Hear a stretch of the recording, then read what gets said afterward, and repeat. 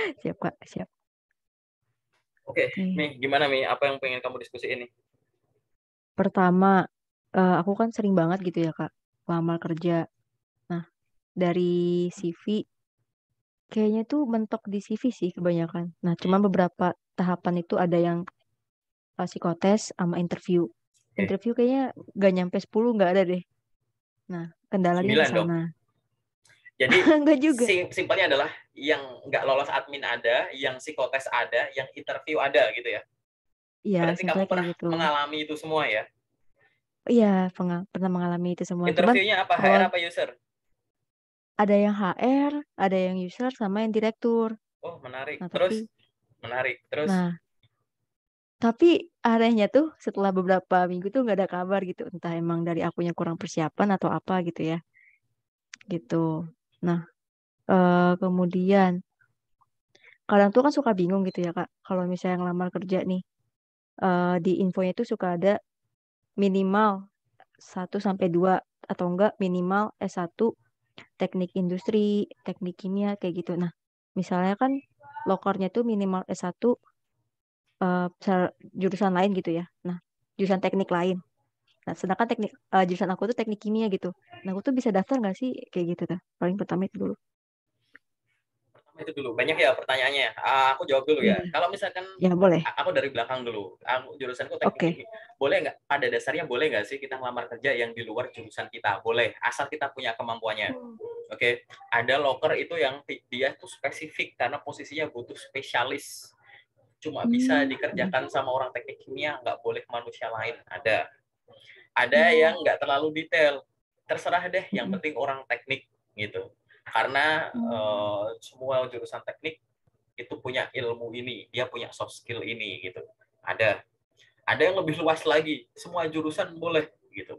Hmm. Gitu. Nah, sehingga kalau Hmm. pertanyaan kamu, boleh nggak aku ngedaftar ada loker jurusan teknik lain? Boleh. Kalau boleh atau nggak, boleh. Tapi lihat lagi posisinya itu loh, kamu bisa nggak gitu. Karena ada loker yang tadi ya, semua jurusan boleh luas tuh. Ada yang Hmm. tulisannya yang penting lulusan MIPA, yang penting lulusan jurusan sastra, yang penting lulusan teknik gitu. Ada Hmm. lebih rapat lagi, ada yang makin rapat khusus jurusan ini gitu. Ada yang makin rapat lagi jurusan ini dengan pengalaman sekian tahun punya sertifikasi ini gitu ya. Nah, Lihat iya, lagi, pernah dengar tuh.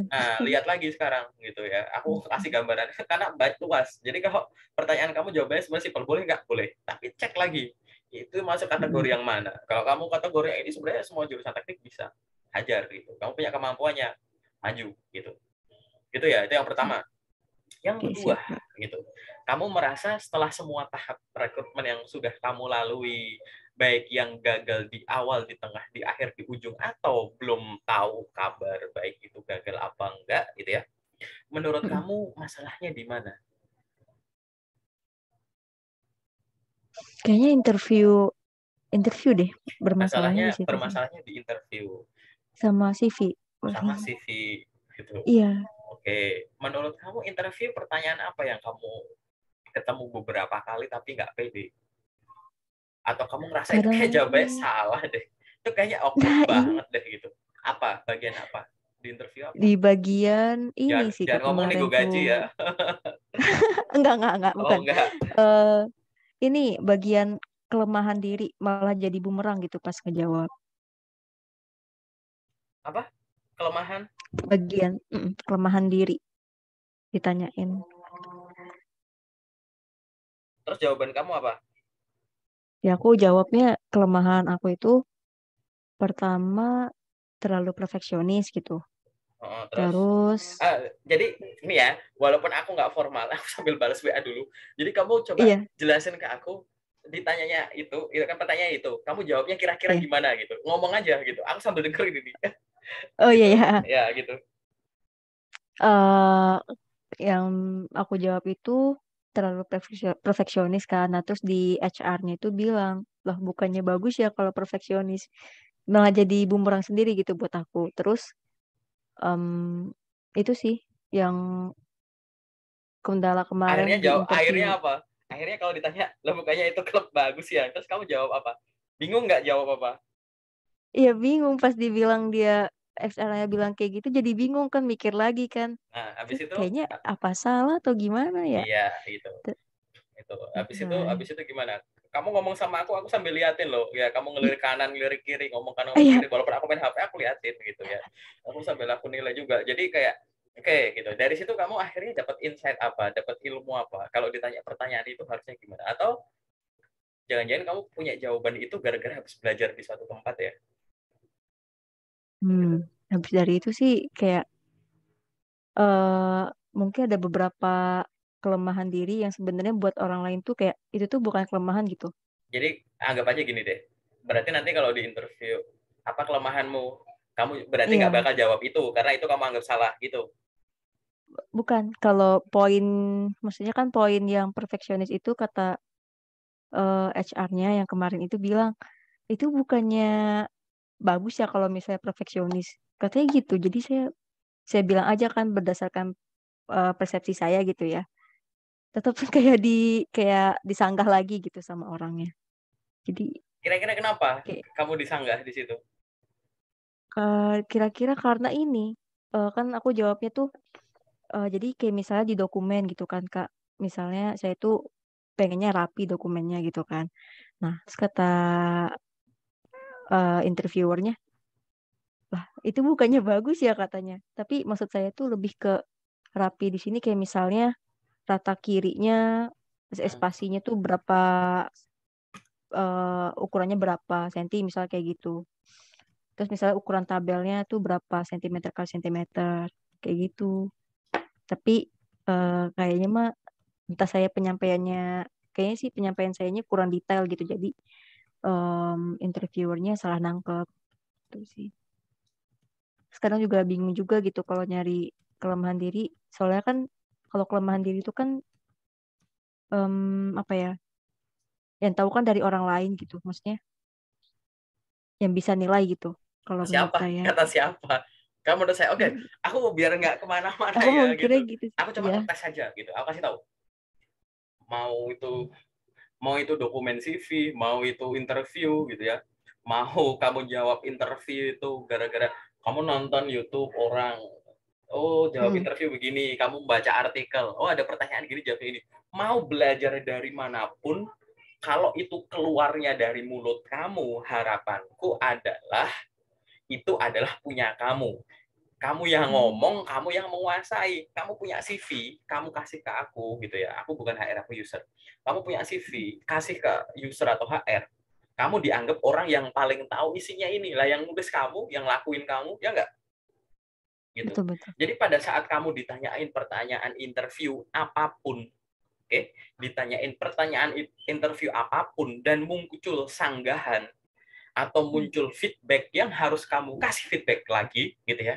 Artinya kamu lagi diuji di situ. Bagaimana kamu dapat bernegosiasi dan gitu ya. Kalau perlu mungkin berdebat gitu ya. Atau menyampaikan pendapat terhadap sesuatu yang kamu ucapkan.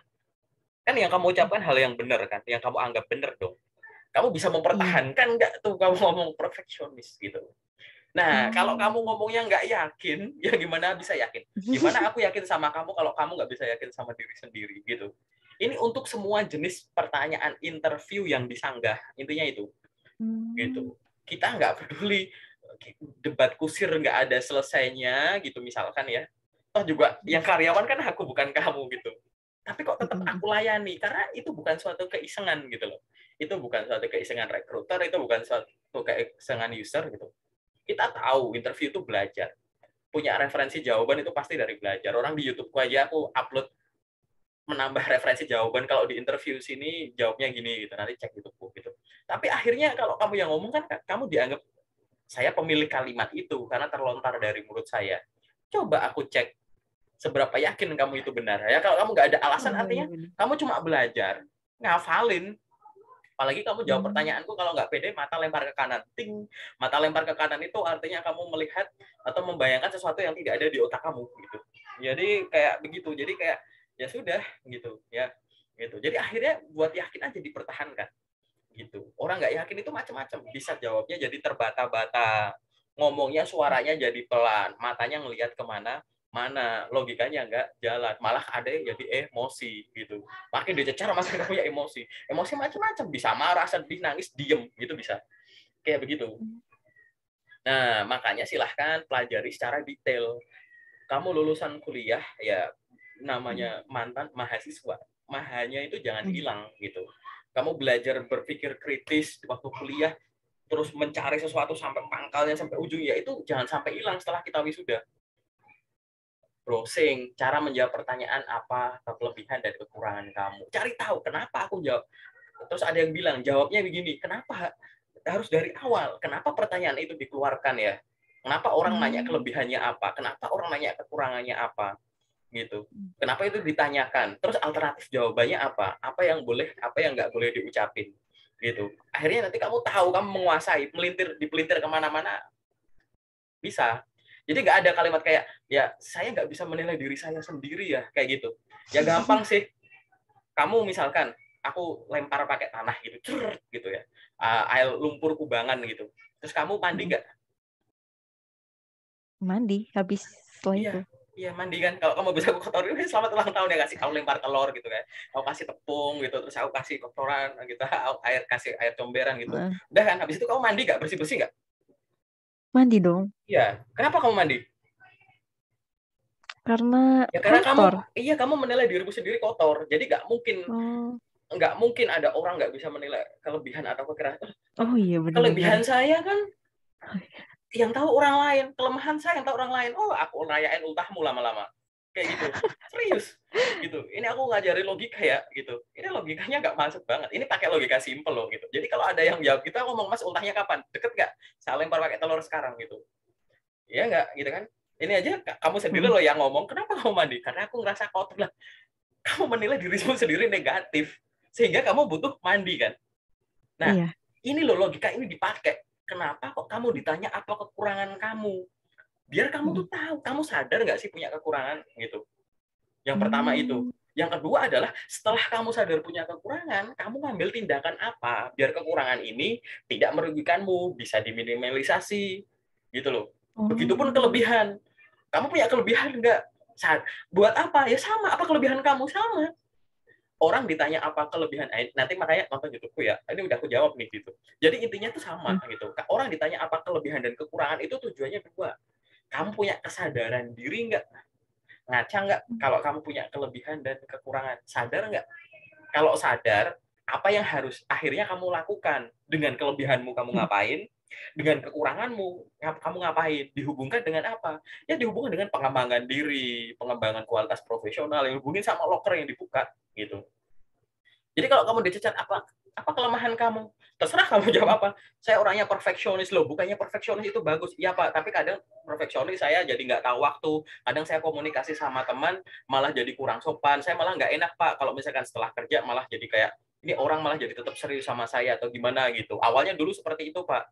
Tapi lama kelamaan gitu ya, saya curiga kok teman-teman setelah pulang kerja kok jadi nggak enak sama saya gitu. Saya coba sharing ke sahabat saya coba sharing ke orang tua gitu.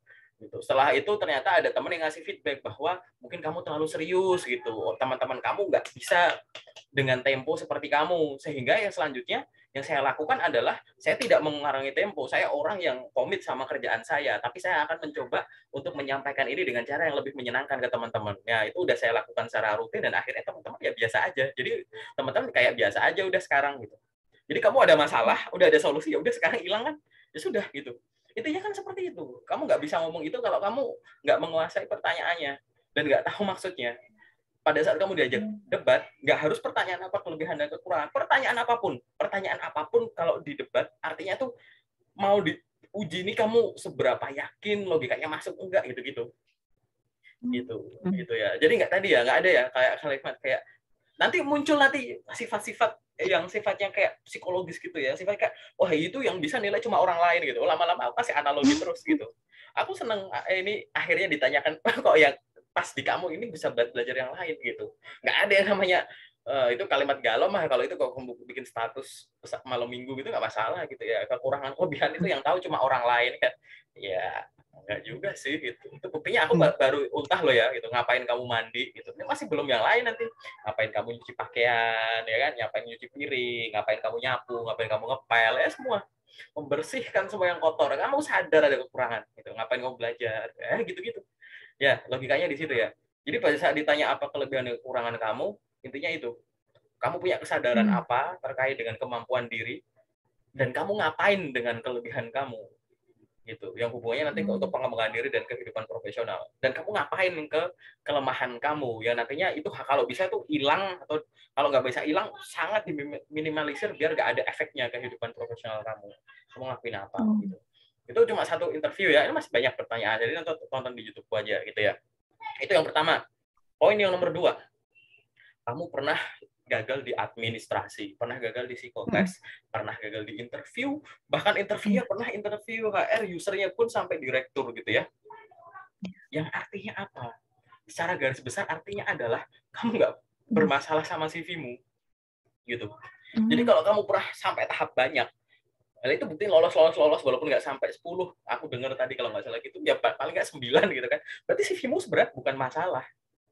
Gitu. Jadi kalau kamu udah pernah, buat teman-teman siapapun yang nonton ini, udah pernah sampai tahap-tahap jauh gitu ya, walaupun ya yang di awal ada yang gagal, sini gagal, tapi kalau di sini kamu juga banyak, artinya yang diperbaiki itu di sini saja gitu. Jangan otak-atik CV gitu. Gitu. Fokus belajarnya lebih banyak di sini. Oh, mungkin di interview aja. Aku tahu maksudnya tapi aku ngomongnya gagap. Oh, aku ketemu orang yang kelihatan keren dikit, jabatan tinggi dikit, aku langsung demam panggung, aku langsung ngeblank gitu. Ya santai aja gitu. Punyalah mental bahwa ini cara aku manage mentalku ya. Kalau aku datang interview itu adalah aku ngerasa aku udah tahu kalau hari itu aku dikasih tahu kamu gagal gitu. Jadi aku pengen ngobrol aja udah gitu. Kapan lagi coba aku mau ketemu sama direktur kan selain hari itu gitu. Jadi akhirnya apa? Los aja udah gitu. Ngobrol ya ngobrol aja gitu. Interview aku ngerasanya jadi kayak ngobrol gitu.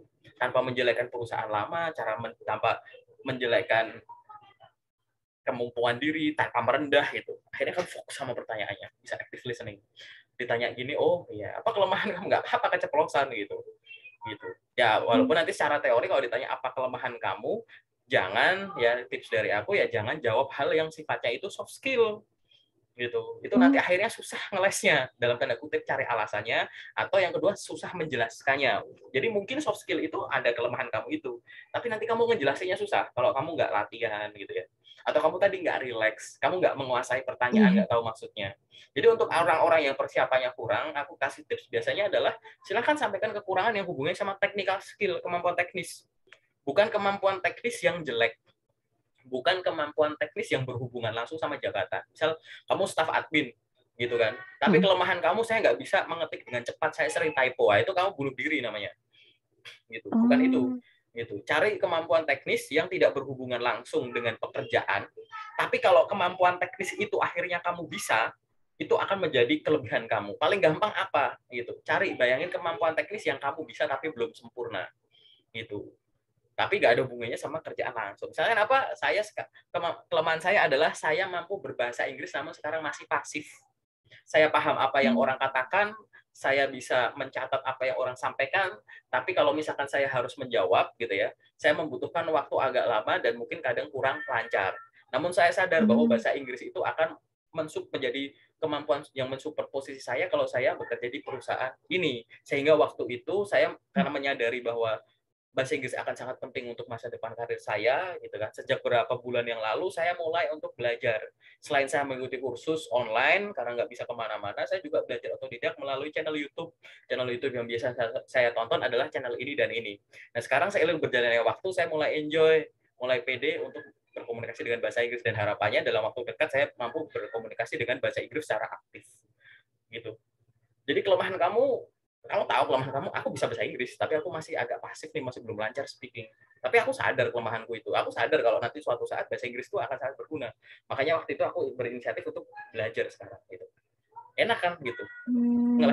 Itu contoh ya gitu. Apa kekurangan yang sifatnya teknis, nggak berhubungan sama jabatan langsung, tapi kamu ada usaha ngapain gitu. Aku nggak ngomong aku nggak bisa bahasa Inggris. Saya baru bisa berbahasa Inggris secara pasif. Gitu. Nah, coba bayangin hal-hal lain yang ada di kamu gitu. Apa kelemahan kamu? Saya belum lancar untuk menggunakan Microsoft Excel.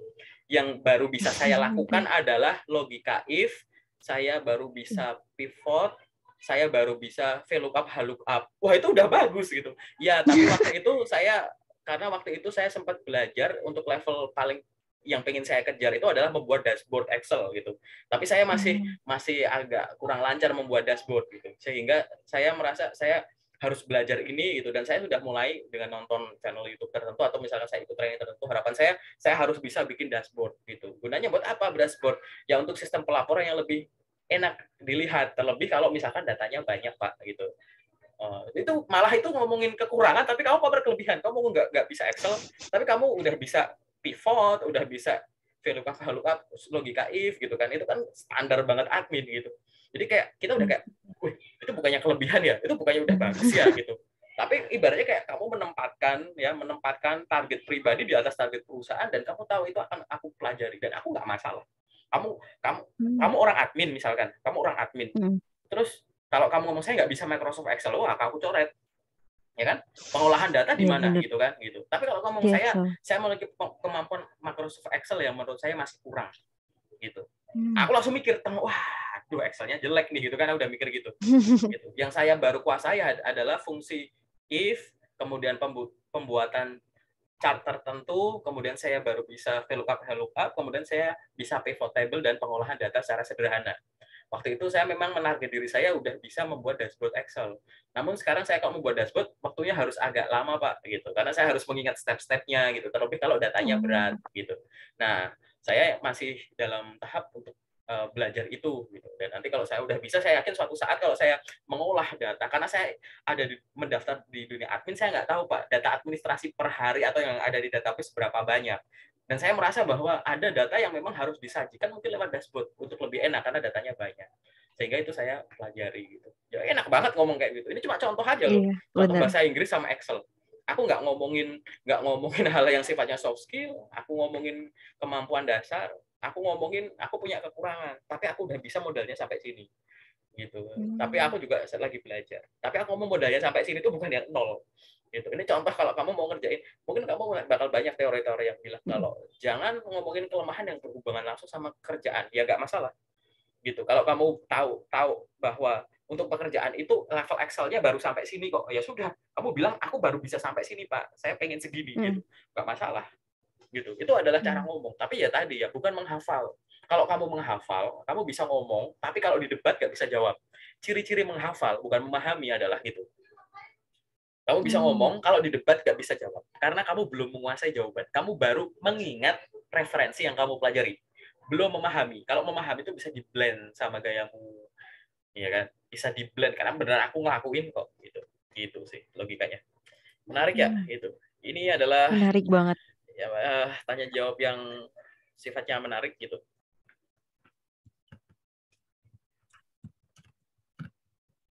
Itu ada lagi nggak? Semoga ini ya ada gambaran ya. Udah tercerahkan Pak yang tadi. Oh berarti kalau misalnya kekurangan itu kita harus kasih apa ya kayak tindakan untuk meminimalkannya gitu ya? Lah iya dong. Kalau kamu punya kekurangan terus nggak ngapa-ngapain, itu kamu punya kesadaran diri tapi nggak punya inisiatif. Yang akhirnya nanti apa? Gitu. Nanti akhirnya kamu bisa merugikan diri sendiri, bisa juga merugikan perusahaan kan? Gitu kan? Benar-benar. Gitu. Jadi aku lebih suka orang yang resourceful. Dia sadar kekurangannya apa gitu ya. Dia sadar kelemahannya apa. Tapi dia akhirnya tadi dengan kelebihannya dia melakukan apa gitu ya. Terus dengan kekurangannya dia melakukan perbaikan apa gitu. Itu namanya orang yang punya inisiatif, orang yang mau belajar dan lain-lain. Itu menyenangkan. Dan jangan selalu di apa namanya? Jangan selalu dibayangkan kalau tadi itu ya sifatnya soft skill gitu ya. Mikir sesuatu yang rumit itu. Apalagi mikir sesuatu yang template gitu ya. Kayak gitu. Bentar. Gitu ya. Jadi kayak apa namanya? kayak jawaban template gitu ya, tahu kan ya maksudku ya, Hmm, gitu. Jangan pakai tahu yang suka ada di internet. gitu. Saya orangnya pelupa sehingga saya bawa buku catatan. Ntar kalau aku tanya mana buku catatannya gitu, kok masih kosongan, kok masih ada label harganya, katanya kamu pelupa gitu. Oh iya Pak, saya lupa kalau saya baru beli gitu. Oh ya pantas itu namanya pelupa tuh gitu. Tapi kan bukan begitu gitu kan. Saya orangnya Iya nggak bisa benar-benar. jadi nanti kalau banyak loh di interview sekarang kalau ditanya apa kelebihan dan kekurangan tuh selalu ngomong pelupa. Jadi kayak nanti aku pengen bikin penelitian apa fresh graduate Indonesia sekarang pelupa gitu ya. Gitu. Iya. Jadi orang fresh graduate Indonesia tuh sekarang pelupa orangnya. Karena kalau di interview ditanya jawabannya apa kalau mana mau pelupa gitu. Atau Lupa. kalau enggak yang enggak saya orangnya enggak bisa ngitung secara teliti gitu sehingga saya bawa kalkulator gitu. Gitu. Lama-lama tuh aku mikir kayak apa aku jualan kalkulator buat bisnis Kalkulator. sampingan gitu ya gitu. Karena ya kan lulusan-lulusan baru Indonesia Mm-mm. tuh butuh kalkulator gitu. Oh, Gitu ya. banyak kok yang jawab kayak gitu, Pak. Nah, ya jawaban-jawaban template gimana sih gitu kan. Mm-mm. Gitu. Jadi kayak aku mikirnya kayak oke, oke, oke gitu. Ya sudah nggak masalah. Apakah aku harus menyalahkan? Ya tidak. Karena kan kamu kan belajar kan. Gitu. Kita kuliah Mm-mm. nggak ada mata kuliah itu. Cuman tadi jangan Mm-mm. yang jadi masalah itu bukan jangan bikin kesalahan, bukan itu. Gitu ya. Mm. Karena cara interview, cara ngelamar kerja nggak diajarin memang kan. Bener nggak? Di kuliah nggak diajarin. Tapi masalahnya Gak jangan diajarin. jangan ilangin walaupun kamu udah nggak jadi mahasiswa, kamu pernah ada di level maha dan kamu wisuda tuh kamu lulus dari level maha. Jadi artinya berpikir kritismu tuh jangan hilang gitu. Pertanyakan sesuatu Mm. setajam waktu kamu jadi mahasiswa gitu. Aku harus Mm. ngelakuin ini gitu. Jangan minum racun ya, tanya. Racun itu apa? Gitu kan. Gitu. Kenapa jangan minum racun? Itu. Apa yang harus dilakukan dengan racun? Apa yang tidak harus dilakukan Iya. dengan racun? Apa yang harus dilakukan sama orang yang nggak udah terlanjur minum racun? Nah gitu-gitu. Dalam Iya gitu. benar. Gitu. Jadi kalau ditanya kenapa jangan ngelakuin itu, ya jangan, nggak baik aja, ya nggak ada, nggak ada gitu, nggak ada kayak yang pokoknya jangan ya, nggak ada pokoknya gitu. Karena kamu butuh jawabannya seperti itu. Nanti karena turunannya ke toxic positivity, oh jangan ngelakuin itu ya, Mm. kenapa ya, jangan aja gitu. Tapi harus gimana? Ya yang sabar aja ya, sabar bukan solusi. Ya kayak gitu. Nanti turunan ke sana gitu, gitu ya gitu. Kalau mau baca buku psikologi ada tuh gitu, yang hal seperti ini. Tapi nggak usah lah. Kita fokus ke masalah kamu aja gitu ya. Oke, Siap. udah ada gambaran ya gitu. Ada lagi nggak apa Lumayan, gitu. Pak. Ini Apa ya? jangan langsung dipercaya loh jawabanku, bisa diuji, dicoba. Em, Kalau untuk kelebihan itu kita tuh harus kasih contoh nyatanya juga, Pak. Ya, apa kelebihan kamu ya? Paling enak kan sifatnya teknis. Kalau perlu Teknis ya. hubungannya sama tadi jabatan yang kamu lamar. Apa kelebihan Hmm. kamu gitu? Apa kelebihan kamu gitu kan? Ya saya adalah anak yang secara administrasi rapi, detail dan teliti. Awal mulanya waktu itu saya memang tidak seperti ini Pak gitu. Waktu itu awal mula saya suka ya terkait sesuatu dengan rapi dan teliti ini adalah pada saat saya kuliah berorganisasi saya sering tuh jadi sekretaris gitu. Padahal saya pengen nyoba di ini yang lain di event himpunan di universitas gitu ya saya pasti sekretaris atau misalnya bagian admin apa gitu kan. Nah di sini tuh awalnya saya nggak sadar, tapi beberapa teman bilang kayak ini kamu cocoknya di sini, kamu cocoknya di sini gitu. Sehingga saya diberikan kepercayaan untuk itu. Karena teman-teman saya sendiri yang awalnya menyadarkan saya bahwa saya memiliki kemampuan itu yang baik gitu kan. Nah, karena beberapa teman sempat berkata seperti itu, akhirnya saya coba mendetailkan gitu. Apa iya sih administrasi seperti ini gitu, bukan ini hal yang biasa. Kemudian saya mulai browsing Pak gitu kan. Gitu. Cara biar administrasi sesuatu tuh rapi gimana, biar kemampuan ini tuh yang bagus gimana gitu. Saya cari tahu, saya berlatih gitu. Yang tadinya saya cuma menghandle seperti ini, akhirnya waktu saya magang pun saya juga magang jadi admin. Di situ saya mengolah sekian data dengan sekian data yang penting dan rahasia yang harus saya pisah-pisahkan, mana yang saya kirim ke departemen ini, misalkan kayak itu dengan rapi dan tepat waktu gitu kan. Dan kalau perlu, kalau bisa saya olah, ada yang saya olah dengan baik gitu. Nah di sini saya mau pede gitu bahwa saya sudah selama beberapa tahun terakhir ini saya belajar baik di kampus maupun di tempat saya magang terkait dengan kemampuan administrasi ini gitu. Dan ini akan menjadi suatu kelebihan yang bisa saya terapkan apabila saya diterima di perusahaan ini gitu. Contoh aja sih ini, cuma asal ngomong aja sih. Hmm. Gitu. Ini cuma ibaratnya ngomongnya tuh santai aja gitu. Kamu kuasai, Oh. berceritalah gitu ya. Bercerita apa kelebihan kamu. Kalau kamu nggak sengaja keceplosan soft skill boleh nggak? Ya boleh gitu. Saya adalah orang yang punya leadership yang baik, Pak. Gitu. Sejak saya masih SMP gitu ya, saya sering mengikuti organisasi dan saya yang menjadi ketuanya. Walaupun di awal-awal memang saya ditunjuk karena waktu itu ada guru saya namanya ini yang sadar bahwa saya itu punya jiwa leadership yang bagus. Katanya waktu itu beliau adalah misalkan waktu itu kelas saya kotor, saya inisiatif nyapu, saya ngajak teman-teman saya ngikutin gitu. Di situ guru saya membaca saya sehingga saya digini-gini akhirnya saya diberikan kesempatan lomba ini atau didelegasikan untuk ini itu dan itu saya berjalan sampai kuliah akhirnya begitu ada suatu kesempatan untuk mimpin gitu saya ikut Pak. Awalnya cuma ya ketua kelompok biasa, kemudian ketua panitia tertentu. Habis itu ada event besar juga saya handle jadi ketuanya gitu. Dan ternyata menyenangkan yang namanya bisa mimpin orang karena sebenarnya namanya mimpin orang itu bukan menyuruh-nyuruh, tapi bisa bersama-sama dengan mereka menggerakkan semangat mereka untuk mensukseskan suatu acara sampai tuntas. Iya. Cerita aja gitu, happy kan gitu. Aku Iya, asal ingat ya, aku asal oke. ngomong ya gitu. Jadi jangan dipercaya aku jawab apa. Diuji. Oke, diuji itu dipraktekkan gitu ya. Oh, Gitu.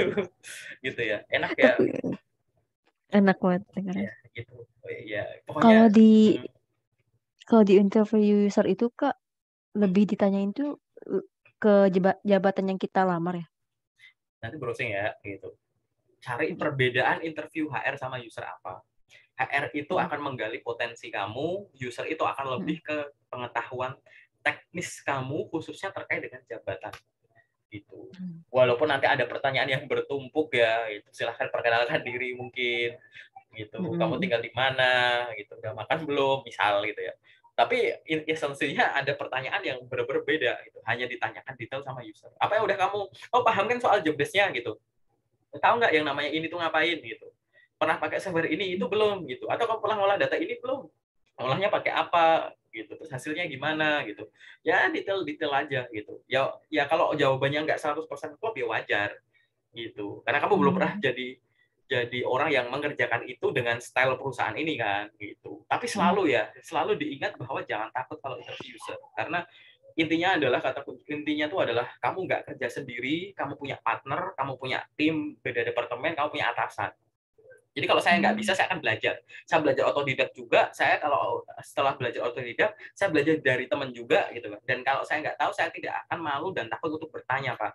Daripada saya nebak-nebak hasilnya salah, malah merusak target gitu. Mendingan saya belajar, saya tanya gitu. Itu saya lakukan.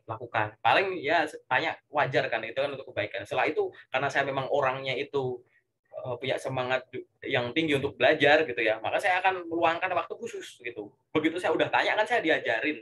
Nah itu saya akan belajar sendiri sampai saya paham gitu. Saya meluangkan waktu istirahat saya nggak masalah. Di hari weekend saya coba belajar. Wah harus kayak gini ya nggak masalah gitu. Yang penting nanti pada saat saya menemukan tugas yang sama gitu ya, saya mampu mengerjakan dengan baik dan lebih efektif. Nah karena nanti akhirnya saya terbiasa, akhirnya saya bisa mengerjakannya lebih cepat gitu.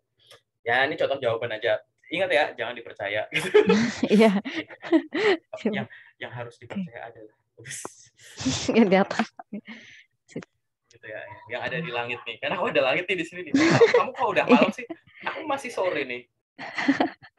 Beda negara ya Pak. Sejuk loh di sini. Sejuk loh ini. Capek, Di pegel nih habis aku bikin begini. Gitu ya. apa lagi ya?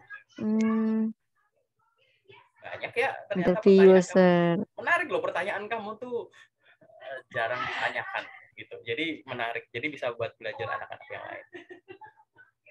Gitu. Hmm. Oh iya, kalau misalnya di lowongan kerja itu Pak suka ada mahir bahasa Inggris. Nah, CV yang kita pakai tuh harus CV Indonesia atau CV bahasa Inggris ya Pak? Oke, nah pertanyaan kamu menarik juga ya gitu. Kalau misalkan ada, jadi gini, kapan kita harus pakai loker? Salah. Kapan kita harus pakai Eh, CV gitu CV. ya, atau lamaran dengan menggunakan bahasa Inggris gitu ya. Satu, ya pada saat diminta gitu. Jadi ada Hmm. loker yang dia meminta secara langsung. Jadi di bawah jobnya itu ada tulisan itu hanya CV yang berbahasa Inggris yang diproses gitu. Atau Hmm. silahkan tuliskan CV bukan bahasa Inggris gitu. Beberapa loker itu akan muncul seperti itu. Di LinkedIn juga akan kamu temukan. Itu namanya nyuruh pakai bahasa Inggris secara langsung, secara tertulis. Tapi ada yang secara nggak langsung nyuruh gitu. Nggak langsung. Gitu. Secara nggak langsung nyuruh tuh gimana? Misalkan lokernya pakai bahasa Indonesia, ya lokernya pakai bahasa Indonesia. Kualifikasinya jabatan sebagai ini, kualifikasinya misalkan minimal S1 jurusan ini, terus ada poin mampu berbahasa Inggris aktif gitu.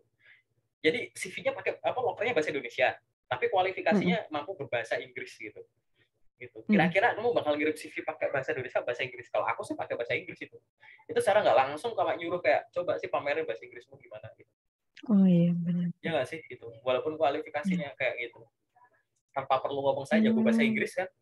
Iya Ya benar, kan? Tanpa tunjukkan. perlu ya gitu. Nah itu makanya kita harus peka. Makanya ada loker itu jangan kayak baca sekilas gitu ya.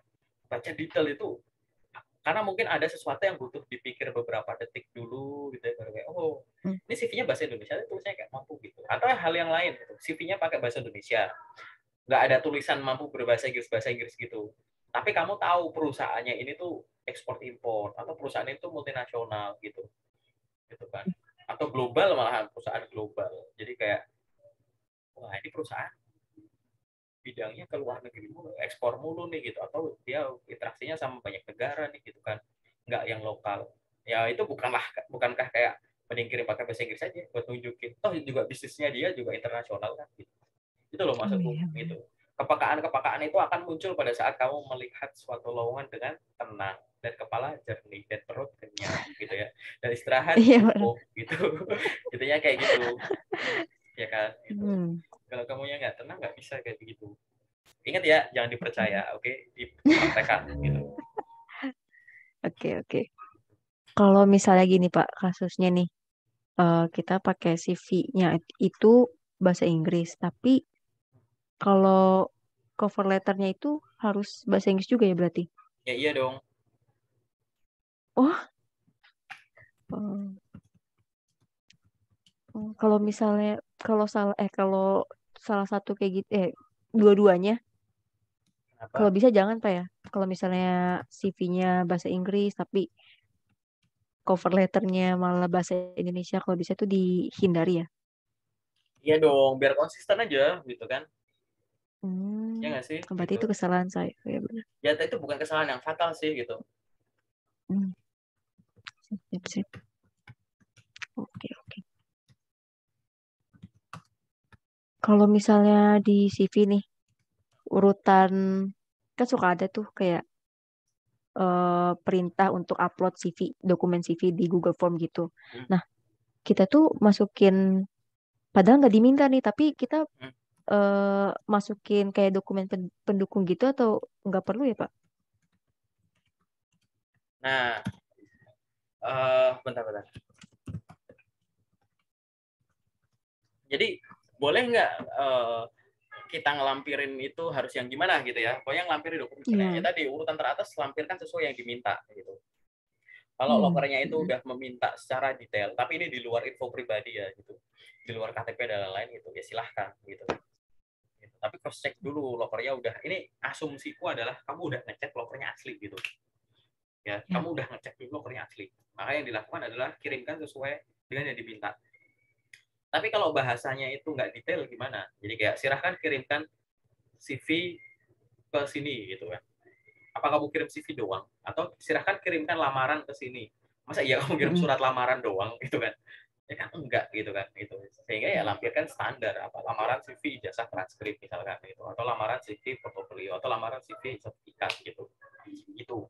Tapi Hmm. top of the list adalah kirimkan sesuai dengan yang diminta. Ini di luar Mm-mm. informasi pribadi dan kamu tadi udah ngecek nomornya itu asli Asli. gitu. Oke. Nanti kita bahas loker-loker menyenangkan, loker Kalau beli, keren. loker membelikan gitu. Oke, oke, paham, paham, paham. aku Baru nggak kepikiran itu sih. aku nggak banyak mau ngomong soal CV-mu sih ya, ngapain aku otak-atik CV banyak-banyak kan kalau nggak bikin ini. Hmm. Oke, oke. Hmm. Gitu kan. Berarti kalau untuk interview user tuh kita benar-benar harus nyiapin kemungkinan-kemungkinan ilmu yang bakal ditanyain gitu ya, Hmm, Kak. ya dong, Hmm. harus dong gitu. Masa Iya iya benar-benar. sih? Masa enggak gitu? Kamu niat nggak ngomong gitu? Iya, lihat Ini ya. dokumen yang kamu kirim ke aku juga, nih ya, aku jawab sekarang ya. Aku nggak perlu aku review. Ngapain aku review ini? Coba. Ini contoh orang yang minta di review CV-nya, tapi aku nggak perlu review. Aku review apa coba ini? Nggak ada yang perlu aku review ini. Oke, jadi aku nggak perlu review ini ya. Ini sama Ya, ya, sekali siap. nggak perlu aku review. Iya, ini nggak ada yang aku review, sumpah deh. Ngapain aku review coba gitu. Yang aku review itu adalah penggunaannya gitu. Yang aku pengen nanyain sama Benar. kamu adalah pastiin setiap info detail yang kamu tulis di CV itu ada di LinkedIn-mu gitu. Percuma dong, Oh, misalkan ada pengalaman pengalaman magang ada 4 di CV, tapi di LinkedIn satu gitu. Ya buat apa gitu. Gitu. Dicek lagi gitu. Di CV ada berapa pengalaman kerja? 3. Di LinkedIn ya juga harus 3. Di CV ada berapa pengalaman kerja? Ada berapa pengalaman magang? 4. Ya di LinkedIn juga ada 4. Gitu. oke, oke. Oh, benar-benar. Gitu. Organisasi ada berapa itu. Tapi buat aku LinkedIn-mu oke juga nih. Gimana nih LinkedIn udah oke? Ini aku sambil buka LinkedIn-mu loh gitu. LinkedIn Pak, oke, ya kan? Terus oke, ini oke, ini oke. Oh, aku tahu. Ya, habis ini pakai sesi detail bahas LinkedIn aja ya. 5 menit aja. iya, boleh, boleh. Masih ada pertanyaan lagi nggak?